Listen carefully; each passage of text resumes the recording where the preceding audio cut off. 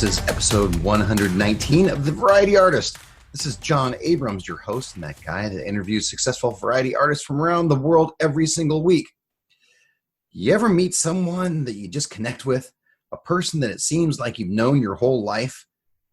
That's the experience I had. I think we just hit it off. Not sure if it's just me or that's the effect he has on everybody. Either way, you're going to enjoy this.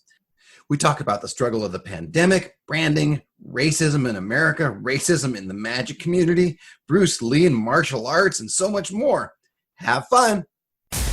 Welcome to The Variety Artist, providing aspiring artists and entertainers with in-depth discussions from top performers from all over the world. So get ready to book some gigs, make some money, and have some fun with your host, John Abrams. He's one of the most sought-after corporate entertainers in the country. His client list includes AT&T, McDonald's, Pfizer, Goldman Sachs, and just about every Fortune 500 company you can name. He's been writing a monthly series of articles for VANISH magazine dealing with racism in America. Variety artists, I give you Kevin Bethea. Hey, John, thanks for having me. I'm really excited to get to talk to you guys and the group out there. So it's an honor for me. That's a big honor, brother. Thank you for having me on. Well, now lately, I've had to separate people's career, mine included, between before and after the pandemic. What were you doing before COVID-19? Before the whole March 10th, 12th, whatever that was? Yeah, that's a great question. I was doing what I guess all of us artists were doing, working in our professions. I was actively doing magic shows, doing lots of trade shows for corporations out there. I was featured weekly in 3 different restaurants during the week. So one day out of the week, I would go to these restaurants and perform my tableside strolling magic show. One of the restaurants I was actually there, I've been there for 20 years. And this is the first time that I haven't been there. So it feels really awkward for me. So life was normal, just going to work, performing magic, getting out there, doing lots of things with my family that we could all do together, going into restaurants, eating, going to movies, doing everything that every normal family does in this country. And then when this monster hit, this silent monster, it literally changed everything. We all have to make adjustments. 2 questions for that. When you were doing restaurants, was that kind of a feeder into your corporate work? Yeah, restaurants I've been doing for a long time. And the reason for that is as a magician, it helped me hone my skills. When I'm doing the same magic over and over again, every night in and night out, it got my chops really good. It taught me how to communicate with people, and I got a lot of connections there. I met people from corporations there that would come to the restaurant that would hire me out for a lot of their events. The restaurants also served for me when business got a little slow, except for now, of course, but when business got slow, I always had the restaurants to fall back on. They always kept me afloat until business started picking up again. Like, for example, the summer months are pretty slow for me because I don't do camps and things like that. Trade shows a little bit slower. So I always had those restaurants for that additional income, that security there. Right. So when this COVID-19 thing hit, did the restaurants just close? Did they just call you, or how did that work out? Yeah, they closed. I mean, in New Jersey, I know it's different in certain areas of the country, but in Jersey, you're not allowed to eat in a restaurant. You have to eat outside. They serve you outside. But I've been to other states where, as long as you wear a mask, you're allowed into the facility and eat, which is ironic to me. You go in with the mask, but when you eat, you have to take the mask off. So that's right. That's kind of funny too. But yeah, so they all contacted me, and we keep in touch. I probably try to keep in touch with them on a monthly basis just to check in and see how things are going. But right now, them hiring entertainment is the last thing on their mind right now because they too are recovering from the lack of business that has been happening with the restaurants. So they're on hold right now. They're not done, but they're on hold for me right now. Yeah, I was thinking about the restaurant thing because here in California, that's where I am. I was thinking about what happened to a restaurant. For example, on March 10th or 12th or whatever it was, they closed because they had to. Yep. And then about 3 weeks ago, a lot of them were allowed to have outdoor seating and that type of thing. So a lot of them restocked all of their food items and all of those things. And then all of a sudden we had all the riots in California. Yeah. And that was literally 2 days after all the restaurants started opening again. Yeah. All the riots happened. A lot of the restaurants around here were looted. And so now, I don't know if they can turn that into their insurance company, but now they just opened. 2 days later, they're rioted. They're closed again. I don't know what they're going to do. It's a really tough situation right now. Like I said earlier, this country, we're going through a major transformation right now, and all I can do is pray and hope things get back to normal soon. But right now, I'm very disappointed that the restaurants right now are not part of me going there right now. Number one. Number two, I'm kind of a big guy. I normally don't perform in 99-degree weather outside, so that's kind of tough for me as well doing that. I just need to wait until they kind of get back in business the normal way, and we'll see what happens from there. Last week, I had Zach Alexander on. He was talking about social distancing shows, and I had 20 live shows last week. Wow. Between last week and this week, but they were all outdoors. And like you're saying, in Orange County, it's 100 degrees out. I mean, we had shade and everything, but that wasn't the most fun I've ever had performing. Yeah, it's not. And don't get me wrong, guys. Of course I would do an outside show. Of course. I won't turn any show down, but when you deal with intricate sleight of hand with decks of cards and coins, you're perspiring. The sun alone, the heat alone does interesting things to decks of cards and the way you can grip coins and things like that. So sometimes you have to adjust your show format to what you're doing out there. But yeah, it can be pretty challenging when you got that bead of sweat coming down your forehead and you have nothing to wipe it with, and you're praying that thing doesn't fall and hit the people in front of you or something like that. It becomes very interesting performing outside. You're concentrating more on that bead of sweat than the magic that you're trying to do for your audience. And nowadays I wear a plastic shield, and yesterday I was sweating profusely, but it's under a plastic shield. I can't wipe my brow. Right. Now your shield's fogging up, but that's another story, right? It's a whole thing. So what made you decide to do corporate work as opposed to any other type of work like children's magic or fairs and festivals, that type of thing? I've always done magic. I've been doing magic for a long time, even as a hobbyist in the beginning. When I graduated from college, I went in. I got a degree in computer science. I got into corporate sales and marketing. Mm-hmm. I didn't do anything with programming, surprisingly. And these companies would send me out. I would work the trade show booth, not as a magician, but as a representative of the company, selling their products and services. One day, one of the booths got slow. I was out. This was at Comdex in Las Vegas years ago, which used to be one of the largest computer trade shows in the world. I got bored, so I pulled out a deck of cards, and I was just doing some flourishes just to keep my mind occupied and just busy, just flipping cards around. I looked up, John. There were like 10 people standing around, staring at me. And I looked over, and the president or the manager of the company at the time, he looked at me, kind of motioned to me like, keep going, keep going. So I started doing that, started getting some crowds together, but I've always loved doing corporate magic. I do other kinds of shows too. Don't get me wrong. I do a kid show. I have one of those. I do stage shows. I do private events that people hire me for. Because of my corporate sales and marketing background, understanding certain industries and things of that nature was a perfect marriage for me. And me doing magic. And that's how it all started for me. In fact, I watched a number of your videos and I noticed a lot of your routines and the way you dress. It's very elegant, and you have a nice suit on and your close-up's very elegant. What's important about the branding? You branded yourself a very specific way. I think everyone should have a specific type of branding. For me, I was taught earlier in life that a magician should always be a gentleman. That doesn't apply for everybody, of course, but that's what was told for me. And what encompasses that definition is the way how you dress, how you act, how you interact with people, how you carry yourself. So I've always done that. I still perform in a tuxedo today. I know a lot of the younger guys, and God bless you, they go on stage in jeans with holes in them, T-shirts, hat, baseball hat backwards. That's great, and that fits them. That just doesn't fit my style, and it definitely doesn't fit the corporate, I believe, look as well. You want to kind of look like the audience if you can when you work in an environment like that. So I want to look corporate. I want people to be able to come up to me or come up to the trade show booth. I want to look like a representative of that company, which is very important to me. So that's why I do that. Even in my restaurants, when I performed in them, I would be dressed in a very nice pair of tuxedo slacks, a nice black vest, and a really, really nice shirt with a tie.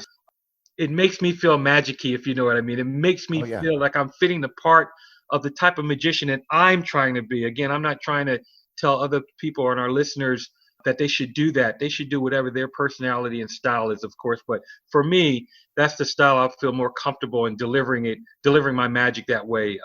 Is the way I like to do it. And then do you carry that brand through, children's magic and different venues also?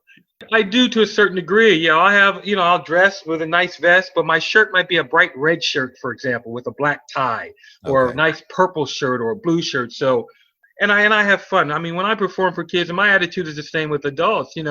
We're just a group of people just having fun together. I'm there to help you have fun, experience some magic, and have a great time. My vision of a magician was the magicians I saw in the '70s. The guys I saw on TV, like Blackstone and Marshall Brodeen, and all these guys. They looked a certain way to me. Who am I trying to think of? One of the other guys, Mark Wilson, for example. Yeah. I looked at how they dress, and I figured I needed to dress that way because I wanted to be like them. That's just something in me. That's my branding for me, and it's worked. It's worked for me up to this point.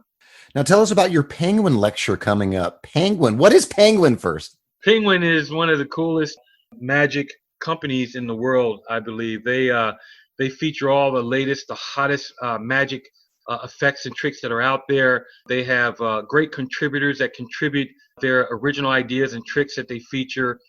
They have a great cast of people that work there, well-known name magicians as well. But behind the scenes, they do some great things as well. They feature, they call them Penguin Live lectures, where you come on and you do a lecture, and it's viewed all over the world. Great products, great company, great people, great service. And I was very fortunate to be asked to come on and do my lecture. I have a lecture where, I teach magicians some of my original effects. That's going to be coming out very shortly. I believe August 30th is when people will be able to see that, my lecture that's out there. I also have an effect on Penguin where I teach a person how to change a $1 bill into a $100 bill. And that's being sold through Penguin as well. Yeah, it's called My Friend George. Not only do I do an amazing piece of magic with a dollar bill, but I also have a really, really cute poem that I wrote that goes with it as well. And for you magicians out there, I tell there's no gimmicks that I use, no gaffs, no wires hanging from ceiling. It's just the dollar bill in my hands, and Wow. it's been getting a lot of really good feedback from people, and it's sold really well. So I'm really proud of that too. And it's called My Friend George? It's called My Friend George. If you heard the poem, you understand what that means. But if you're curious, just go on Penguin's site, type my name in. You'll see My Friend George come up, and you'll see the trailer. All right. I'm entertained just by you telling me about it.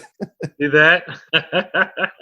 Let's talk about your monthly contribution to VANISH magazine. Now, Yeah. I'm familiar with VANISH magazine, but I know a lot of the people who are not magicians are not familiar with it. What is VANISH magazine? VANISH magazine is a magazine geared for magicians, but they have a variety of artists in there as well. A gentleman named Paul Rumney, he runs. He's a publisher. He does everything in there.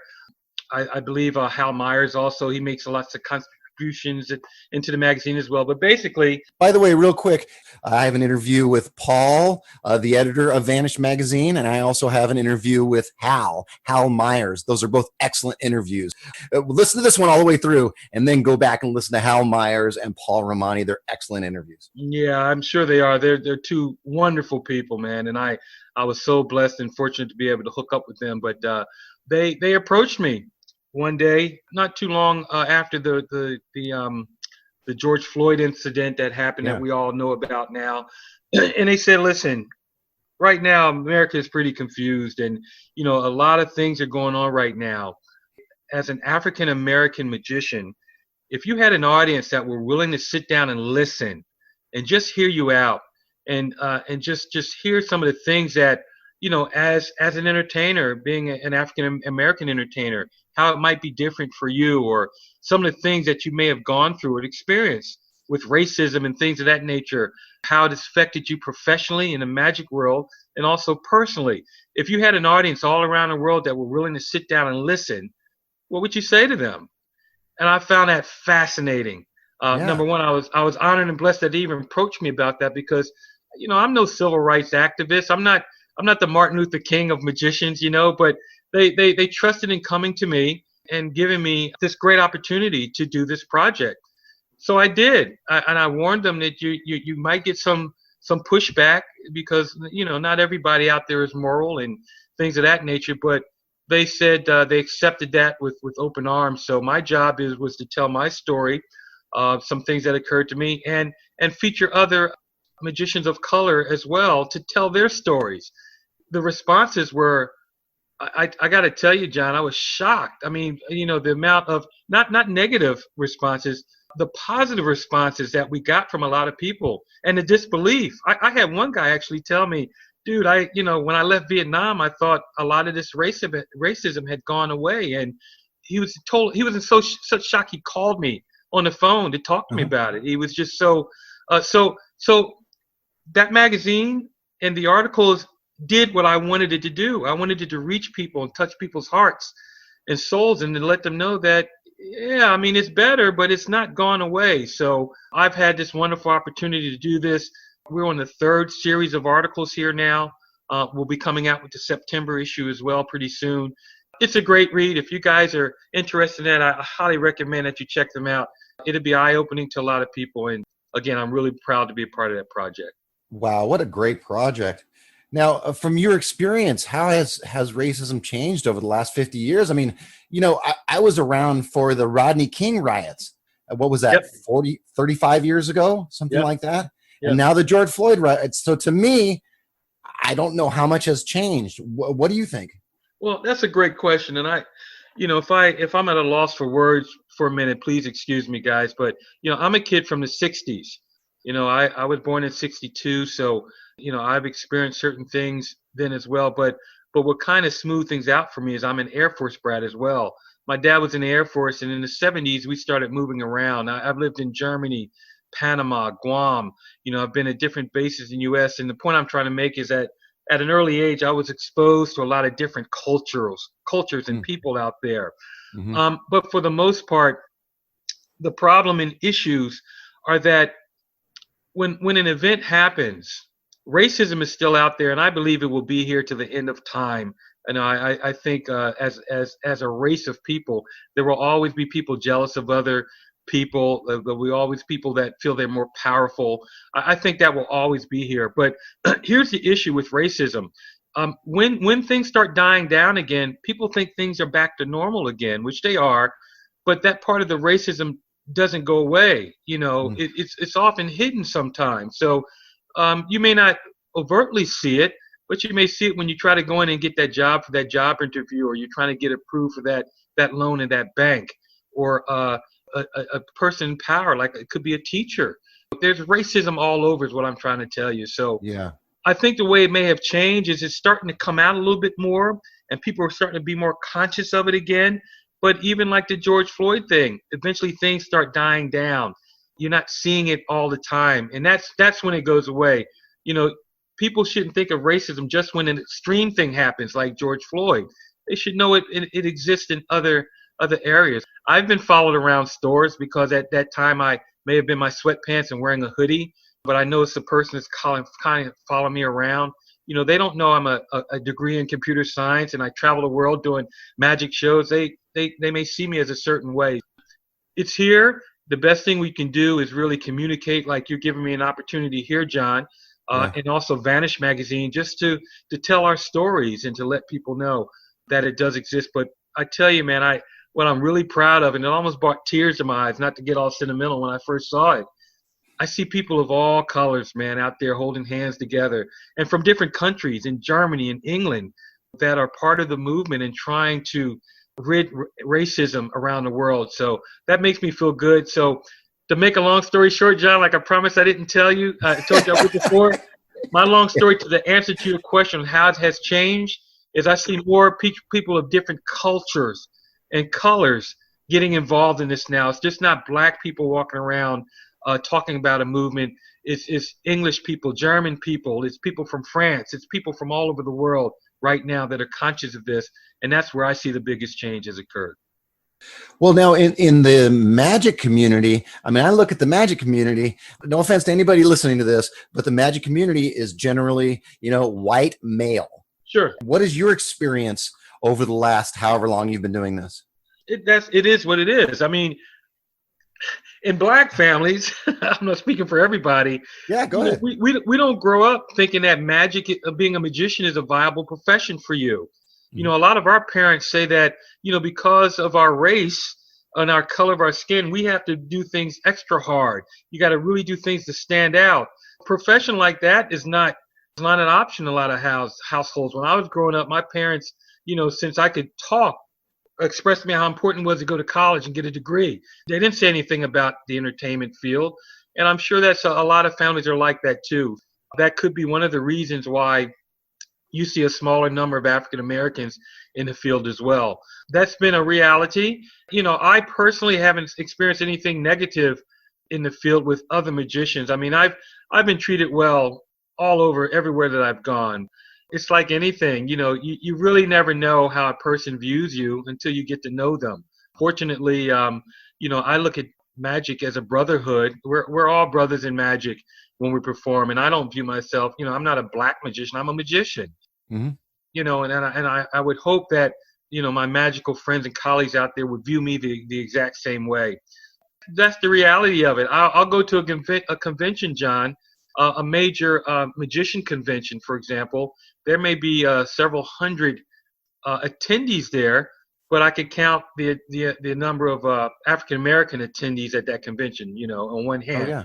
So, but that's just the reality, and it's the same with women. There are not a lot of women in the field of magic too. So I'm sure they feel like a minority as well when they attend these type of conventions. Right. Well, what can we do to kind of change things around? Talk to the parents. Tell them that black kids, it's okay to do magic. That's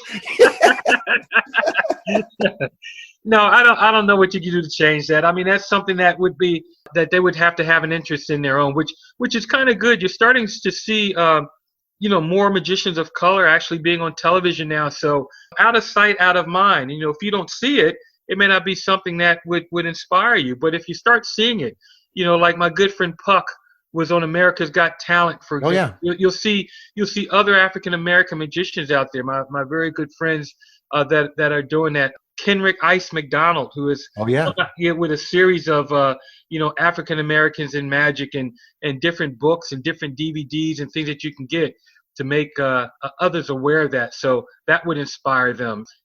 Someone that looks like me, I might be invited to a party or something that they're at and performing, and they're looking at me like, wow.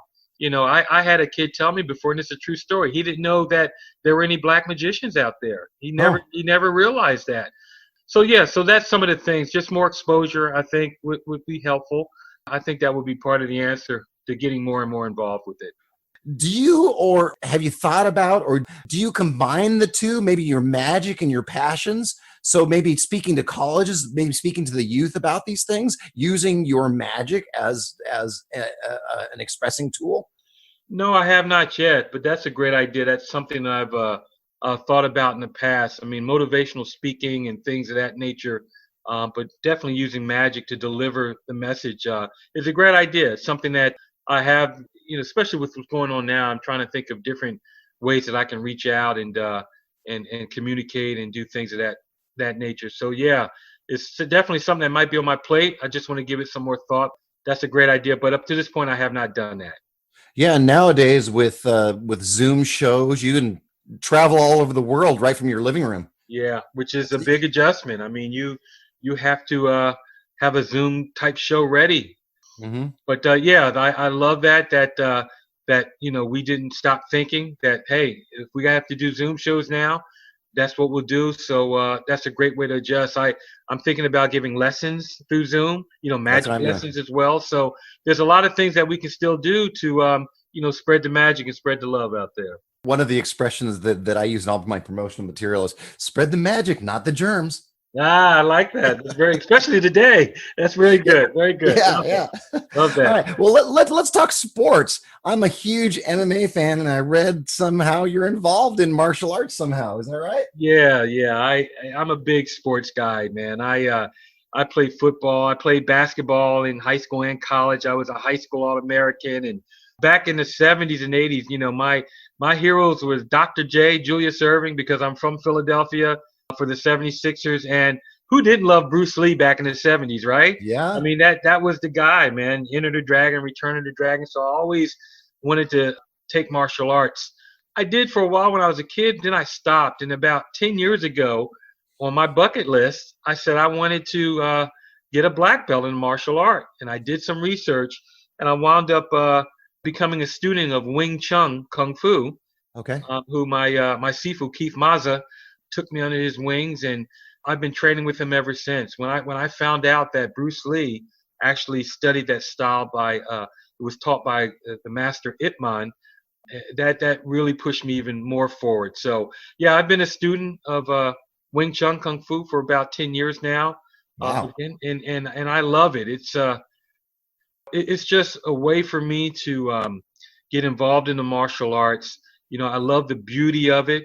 Don't get me wrong. I love the ability to be able to defend myself as well.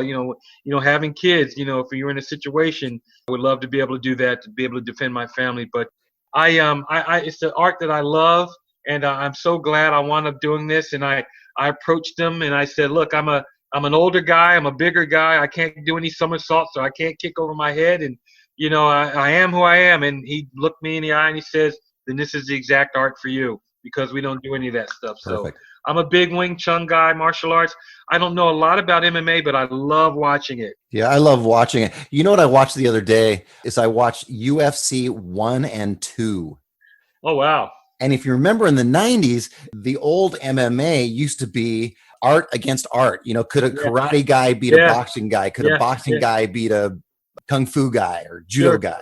Yeah. And now it's all mixed. That was fascinating to me. That was fascinating looking back, 30 years ago, how the sport has changed over the years. Yeah, I remember it used to be dominated by the Gracie brothers. Remember that? Right, that's right. Gracie's. But do you know who invented MMA? No. Bruce Lee. Oh, well, yeah, I guess, huh? Bruce Lee, well, when I say invented MMA, not with the way you see it today, but he was one of the first artists to say, you know what, I love Wing Chun Kung Fu, but I also love boxing. I love parts of judo. I love parts of jiu-jitsu. I love parts of this. I love parts of that.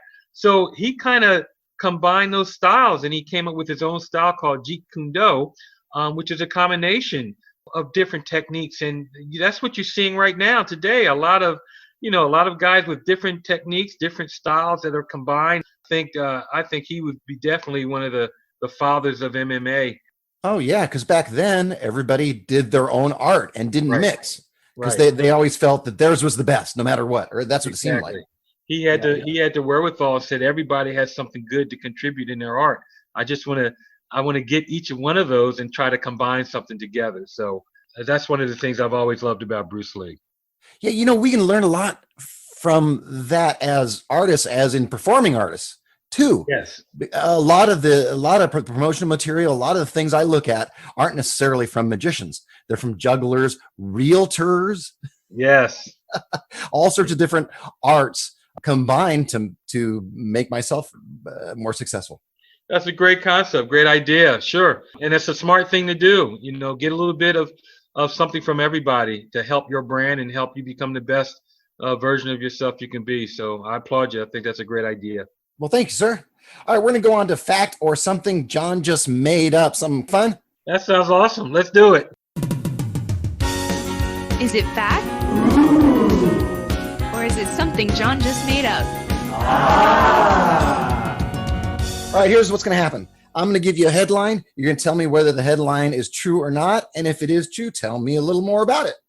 Okay, here we go. First headline. Kevin was stopped by the police once while driving, and he just had on his underwear.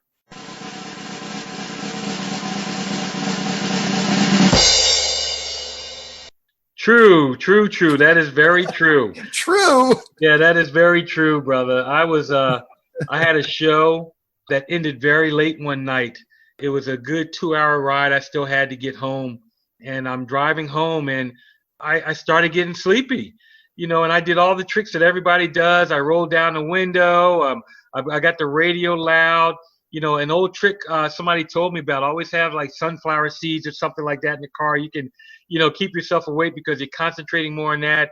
But I started getting tired. So instead of doing the smart thing and pulling over and get a little rest, I took my shirt off to get a little bit more air, a little cold air on me. I thought would help. And it helped a little bit, but then my car started drifting a little bit more. So I had shorts. I took my shorts off and I put them out on the side, and that was okay. But then I took my shoes and my socks off. So I'm literally driving home with the windows down, the cold air blowing on me, just in my underwear. Anyway, I finally make it to my exit, and I'm heading down the highway to get to my house. And of course, I saw the police lights in the background. Gulp. And I said, oh my gosh. So I pull over, and this nice officer gets out the car. He walks over to the car. He puts the flashlight on me, puts it in my face, puts it down, looks around. He goes, I'm not even going to ask. Are you going home? I said, yes, officer. He says, you're swerving a little bit. Just make sure you keep the car straight. And he walked back to his car and he left. That's all he did. He took my license, everything, and he's just like, I'm not even going to ask you. Just get home. You're drifting a little bit.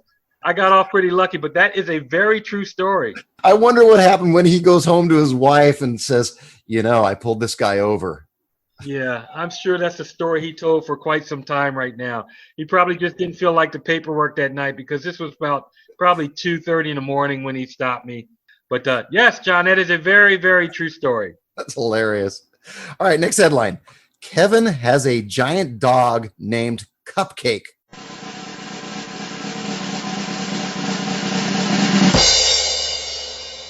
That is false. Absolutely false. The reason I made that up is because my mom actually does have a little teeny dog, believe it or not, Chihuahua German Shepherd mix named Cupcake. Oh, that's too funny. Too funny. But you're a lover of cats, is that right? Dude, I never knew I was until I got one. It's the craziest thing. I love cats. I have a cat. Her name's Pepper. She's a tuxedo cat. She's a rescue. We rescued her. I come home and I kind of got the cat kind of like, but the family wanted the cat. I'm like, okay, blah, blah, blah. So one day I'm laying down, cat comes up to me, and dude, I'm pushing her away because I'm trying to watch TV. I'm like, oh, go, go, go, go, go. And she kept coming back, and John, she smushed her face all in my face, rubbing it around, and she curled up and started purring like crazy. I was done, bro. That was a wrap for me. I was like, I'm like, get away. No, what is going, what? Oh, that's kind of nice. I'm like, oh, this is really nice. So, and to this day, man, my family's jealous of me about it. This cat followed me around the house. I hear they pick one in the family all the time. I'm the one. And I think part of the reason is I spend more time with her. I'm the one up late at night practicing magic and stuff like that when my family's asleep. So I'm up the most. I'm the one feeding her the most because I'm up all the time. I guess the cat kind of fell in love with me that way. But yeah, I never knew it. And I'm a big burly guy, but I love cats. It's a two-way street. You're both in love. She's in love with you. You're in love with her. Huh? Pretty crazy. My friends make fun of me about it, but it's okay. It's all right. All right, last headline. In basketball, Kevin was once the third leading scorer in New Jersey.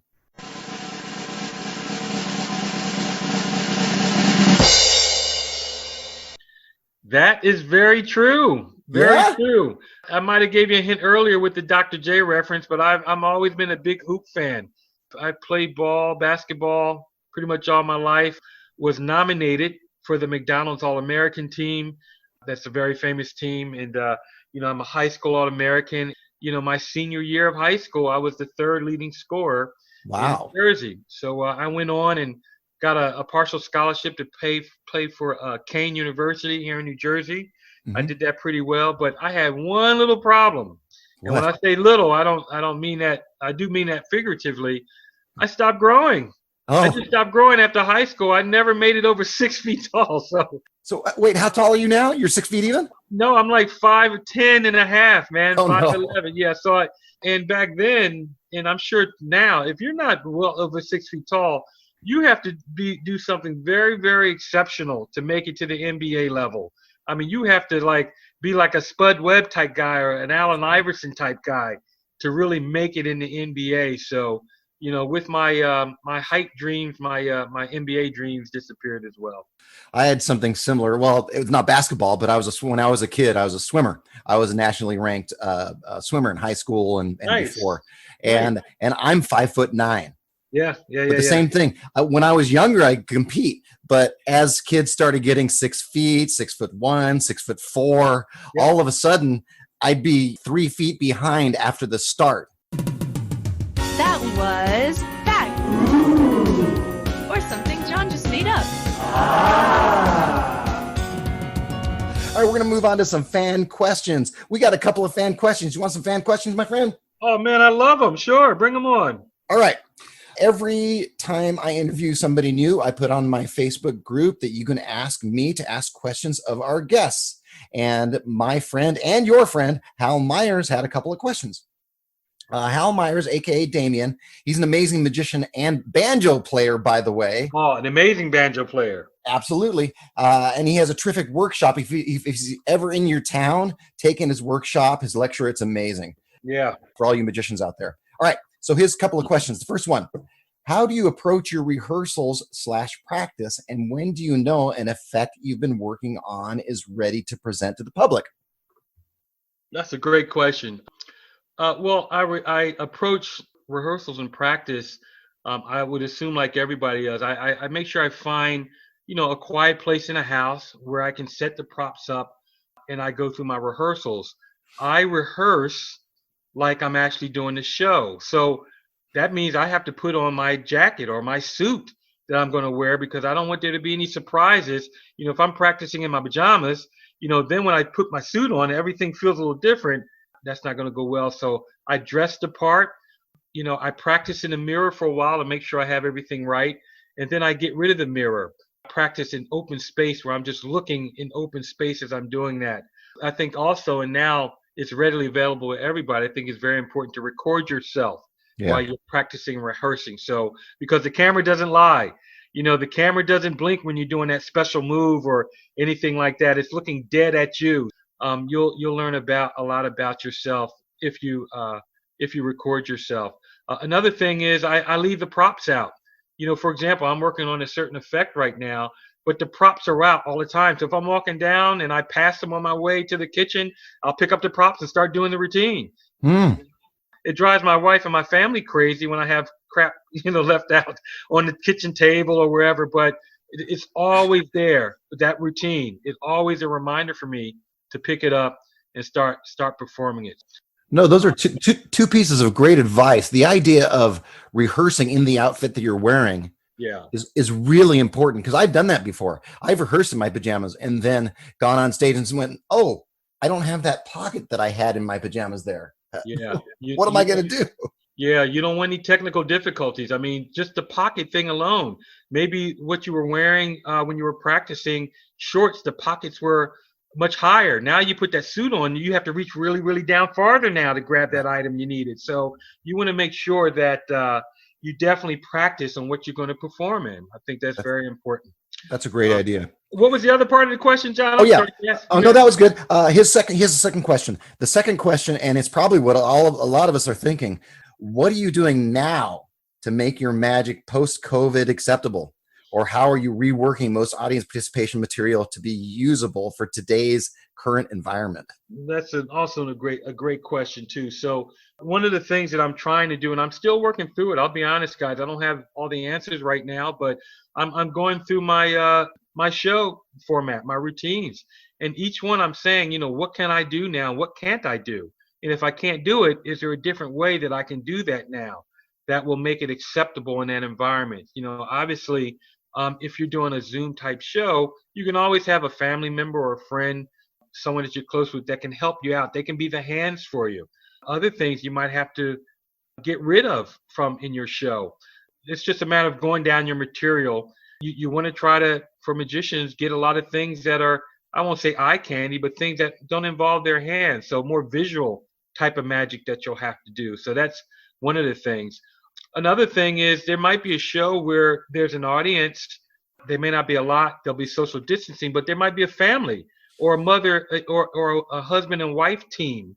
that don't mind coming up and helping you out because they stay together. They're in a family. So that might be an option for you as well. In other words, don't get multiple different people to help you out with a trick. Get somebody that they're together and they know they're safe together there. So that's another idea that you have as well. We all have to do it, and it's just something that you have to find within your routines to see how you can make an adjustment. Right. I never thought of using people that are always together. I would imagine you'd probably have to make some sort of an announcement beforehand, explaining to the audience that these people are together. We've all been tested, whatever. Right. And get permission. I have a show coming up actually for Smoke and Mirrors coming up soon that there will be a handful of people in the audience, but for the most part, it will be streaming for people. When they come into the show, they'll be asked to, if you're willing to volunteer, you have to sign something that you're willing to do that, and they'll only accept people that are together, like husband and wife or family type thing. So that's another option that you have. Of course, I'm going to be wearing a mask or things of that nature too, or shield, whichever we decide. That's another way around it as well. Right. Those are all great ideas. Well, excellent. Our time is about up. I'm having so much fun, John. We leaving already? I know. Well, I have a show coming up. Believe it or not, I have a show at 2:00 that I have to run out to. Forget the show, man. We can hang out, just you and I. That's what we'll do. Well, before I let you go, how can someone get a hold of your friend George? My friend George. Just go to the Penguin website. Go to their website. I don't know if it's penguinmagic.com or penguin.com. I apologize, but just do a Google search on Penguin Magic and you'll see their shop comes up, and you can just type in my name when you're in there. Okay. In the search portion, right? Type Kevin Bethea, and you'll see two things of mine in there. One is my pride and joy, my bill change called My Friend George, which is a download, and you also see a download of my lecture that I did for them as well. How is that last name spelled? My last name is spelled Bethea. Okay, so that way when people are typing it in, they'll know exactly what to type. Appreciate it. It's like the girl's name Beth with an EA at the end. There you go. All right. Well, thanks, Kevin, for doing my show. That was a lot of fun. Oh, man, I had an awesome time. John, thank you so much. It was a pleasure and an honor. Thank you. It really was. Now, do you have some sort of social media or something? Anything else you'd like to promote before I let you go? You can go to my Facebook page. That's mainly which I'm on. Just type in my name and let me know that maybe you heard the interview or whatever, and I would love to chat or just become friends. So that's the main thing I'm on. And, of course, my website, you guys want any more information, it's ktbmagic.com. And thanks to all my variety artists. Tell all your friends about the Variety Artist podcast. Now go out and book those gigs, make some money, and have some fun. That's all for this episode of The Variety Artist, but your journey continues on our website. Go to thevarietyartist.com for more strategies, insight, and resources, as well as show notes on today's guest to assist you in your career. We'll see you on the next episode of The Variety Artist. But until then, go out and book those gigs, make some money, and have some fun.